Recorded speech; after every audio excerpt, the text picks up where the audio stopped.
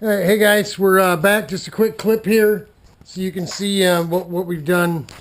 We took a file and radiused and rounded and did the best we could to flatten everything out. That rough stuff from the tape that was, transitioning or bridging the gap, so to speak, from the patch to the original glass after we peeled everything off. We went and basically knocked it down, but we used a small file. We didn't make any marks on the paint, even though it's a bit beat up. Put some fine line tape and then some masking, and then with a popsicle stick, put some more of that filler in there. And the reason I had to stand it up is this stuff is still a little too thin. It actually starts to settle. You see how it gets glossy and smooth? It'll start running. But what we did is we tried to fill the little dents and dimples from the original tape that went over that, will bridge that gap. And that's it. We'll go ahead and probably knock that down again with a file. And that's it. We're not going to go 10/10ths with it because it's on the leading edge of the nose. It's going to get beat to. I mean, it wasn't even there, right? It was gone, and he's more than likely going to drag it on the ground again. So we're not going to go Cobo Hall. For those of you living outside Detroit, that's where the auto show and the Autorama is, the custom car show and stuff. So when we say something doesn't need to be, it's not going to Cobo Hall, it means it doesn't need to be 10/10ths.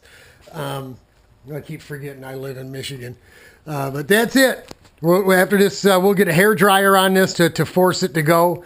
We don't want to get too intricate into that because you could actually, because it's a bit fluid. I screwed that word up yesterday.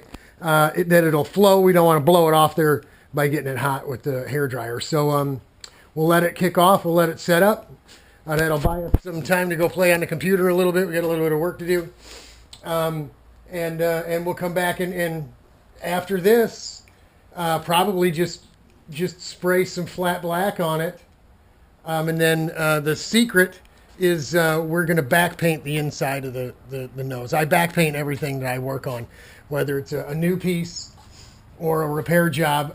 We'll paint the inside of this entire nose flat black before we put it back together. And you'll see, I'll bring you that video when it's done. You'll see that's going the extra mile. I mean, when the guy gets it and sees it, the first thing he's going to say is, "Wow, it looks brand new."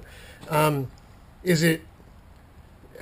Are we fudging it a little bit? I don't know, but it does make it look nice, and that is part of that taking that extra step to do quality work. So keep that in mind. The flat black back painting, I do that to all of my personal fiberglass after I cut it out. I do because it makes it look nice. It just when you look in there and you don't see different colors and repair jobs and stuff like that, it's just that added touch that separates you from the rest of the group. So there you go. That's it. We'll bring you some more in a little bit. It's just about done. It's all downhill from here.